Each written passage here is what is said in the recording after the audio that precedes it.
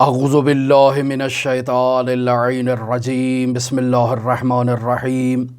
الحمد للہ رب العالمین الصلاة والسلام علی اشرف الانبیاء والمرسلین وعلی آلہ طیبین الطاہرین المعصومین الذین اذہب اللہ عنہم الرجس وطہرہم تطہیرا اللہم صل علی محمد وآل محمد اللہم اخرجنا من الظلمات الوہم واکرمنا بنور الفہم اللہم افتح علینا ابواب رحمتک وانشر علینا خزائن علومک برحمتک یا ارحم الراحمین۔ عزیزان محترم، نہایتی افسوس کے اور نہایتی غم کے ایام جاری ہیں۔ ایرانی صدر اور ان کے ساتھ جو افراد موجود تھے جن کی شہادت ہوئی، اور نہایتی مظلومانہ یہ شہادت ہے، خداوند متعال ان تمام شہداء کو بلند مقامات عطا فرمائے اور حضرات اہل بیت علیہم الصلاۃ والسلام کے جوار میں رفعت مکانی عطا فرمائے۔ 5 دن کے سوگ کا ایران میں اعلان کیا گیا ہے۔ ہم اپنے آج کے درس کو اور آئندہ جو دروس ان 5 دنوں میں ہماری طرف سے جاری کیے جائیں گے،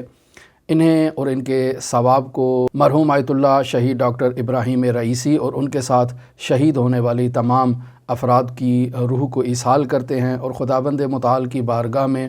ان کی درجات کی بلندی کے لیے دعا گو ہیں۔ آپ تمام مؤمنین سے بھی تقاضا کرتے ہیں کہ آپ ان کی بلندی درجات کے لیے دعا کریں اور حمد و ثنا کی قرأت کریں۔ عزیزان محترم، بیان ہو رہا تھا کہ مرحوم آیت اللہ مرزا جواد آغا ملکی تبریزی سے گراں قدر فقیہ آیت اللہ محمد حسین اصفہانی کومپانی نے دستور العمل کا تقاضا کیا۔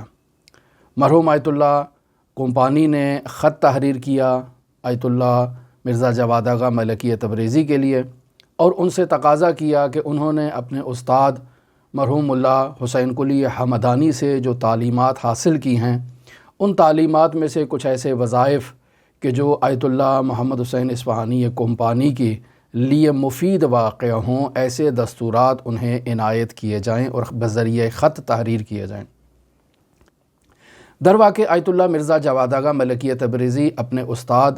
ملا حسین قلی حمدانی سے ان وظائف کو تحریر کر رہے ہیں، یعنی درواقع قلم مرزا جواد آغا ملکی تبریزی کا ہے، لیکن وظائف جو ہیں وہ ملا حسین قلی حمدانی کے ہیں۔ لہٰذا سب سے پہلا وظیفہ جو آیت اللہ مرزا جواد آغا ملکی تبریزی اپنے استاد سے تحریر کر رہے ہیں وہ ہے خوراک اور استراحت سے متعلق۔ مرزا جواد آغا ملکی تبریزی کہتے ہیں کہ انسان کو معمول سے زیادہ کھانا نہیں کھانا چاہیے،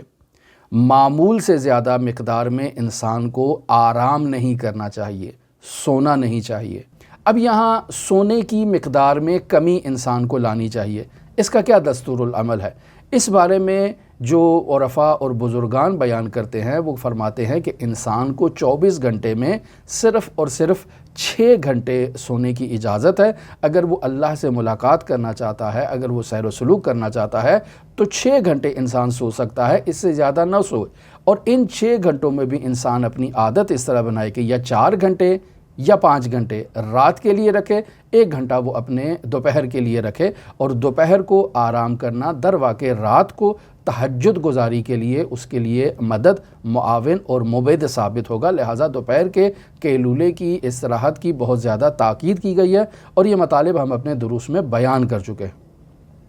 پھر سیر و سلوک میں جو مرزا جواد آغا ملکی تبریزی اپنے استاد ملا حسین قلی حمدانی سے وظیفہ بیان کر رہے ہیں وہ یہ ہے کہ اپنی زبان کو کنٹرول کرنے میں اہل غفلت افراد سے میل جول کا خاتمہ کیا جائے، اور کوشش کی جائے کہ ان سے دوری اختیار کی جائے، چونکہ وہ غافل ہیں، وہ غفلت میں مبتلا ہیں۔ ان سے میل جول کے نتیجے میں انسان کثرت کلام میں مبتلا ہوگا، زیادہ گفتگو کرنے میں مبتلا ہوگا، لغویات بیہودہ گفتگو کرنے میں مبتلا ہوگا۔ لہٰذا اہل غفلت سے میل جول سے اجتناب کیا جائے اور اپنی زبان پر کنٹرول کیا جائے۔ یہ جتنے بھی دستورات مرزا جواد آغا ملکی تبریزی نے اپنے استاد ملا حسین قلیہ حمدانی سے نقل کی ہیں، یہاں پر فرماتے ہیں کہ یہ سب دستورات حیوانیت میں کمی لانے کے لیے کفایت کرتے ہیں، یعنی اگر میرے بتائے ہوئے ان سلوکی وظائف پر اگر کوئی سالک عمل کرنا چاہتا ہے تو در واقع اس وظیفے پر عمل کرنے سے اس انسان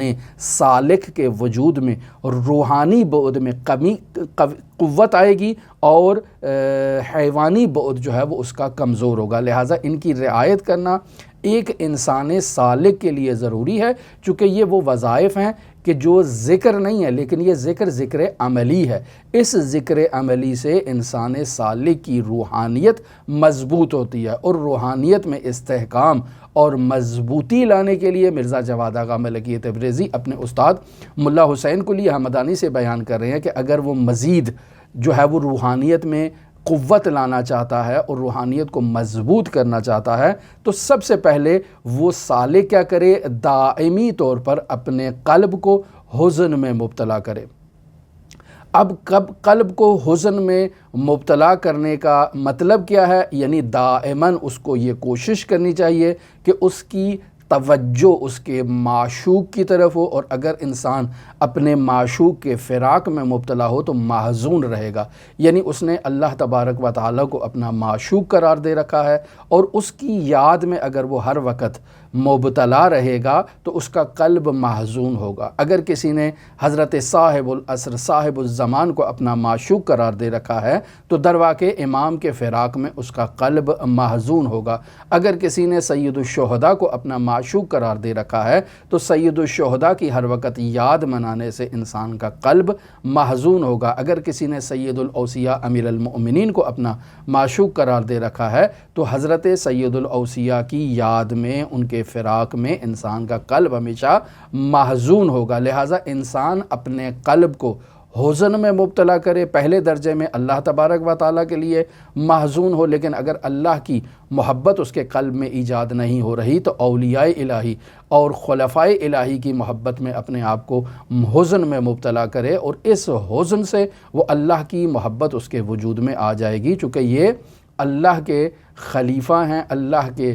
ولی ہیں، اللہ کے جانشین ہیں، لہٰذا ان کی جو محبت اور ان کے حزن میں اور ان کے فراق میں اگر انسان محزون ہوگا تو در واقع وہ اللہ کے حزن اور اللہ کے فراق میں محزون ہونا ہے۔ پس پہلے نمبر پر انسان اپنے قلب کو محزون کرے تاکہ اس کے وجود میں روحانیت میں اضافہ ہو۔ دوسرے نمبر پر انسان کے لیے جہاں تک ممکن ہو وہ ذکر اور فکر کو ترک نہ کرے۔ ذکر لسانی بھی ہو سکتا ہے، ذکر عملی بھی ہے۔ ذکر عملی میں ہم نے یہ وظائف بیان کیا آیت اللہ جواد مرزا ملکی تبریزی سے، جو انہوں نے اپنے استاد سے بیان کی ہے کہ انسان اپنی خوراک پر کنٹرول کرے، اپنی آرام پر کنٹرول کرے، اپنی زبان پر کنٹرول کرے، یہ ذکر عملی ہے۔ لیکن ذکر لسانی میں انسان اپنی زبان کو درود شریف سے ہمیشہ معطر رکھے، ذکر استغفار سے اپنی زبان کو معطر رکھے، ذکر حوقلہ سے اپنی زبان کو معطر رکھے، لا حول ولا قوت الا باللہ، یا حی یا قیوم سے اپنی زبان کو معطر رکھے، لا الہ الا اللہ سے اپنی زبان کو معطر رکھے۔ بہت سارے اذکار ہیں، ان اذکار سے اپنی زبان کو معطر رکھنا اور زبان کو اپنے ان اذکار کا پابند بنانا یہ اس کے لیے ضروری ہے۔ پھر دوسرا فکر، ہمیشہ فکر میں مبتلا ہو، اللہ کی آیات کو وہ اس دنیا میں مشاہدہ کرے، اپنے وجود میں اللہ تبارک و تعالیٰ کی نشانیوں کو مشاہدہ کرے، تو اس ذکر اور فکر سے یہ انسان سالک آسمان معرفت کے بلند ترین مراتب پر پہنچ سکتا ہے، اور در واقع یہ ذکر اور فکر اس سالک کے لیے دو پروں کا کردار ادا کریں گے۔ جیسے ایک پرندہ ہے اور وہ پرواز کرنا چاہتا ہے تو اس کا ایک پر جو سالک ہے،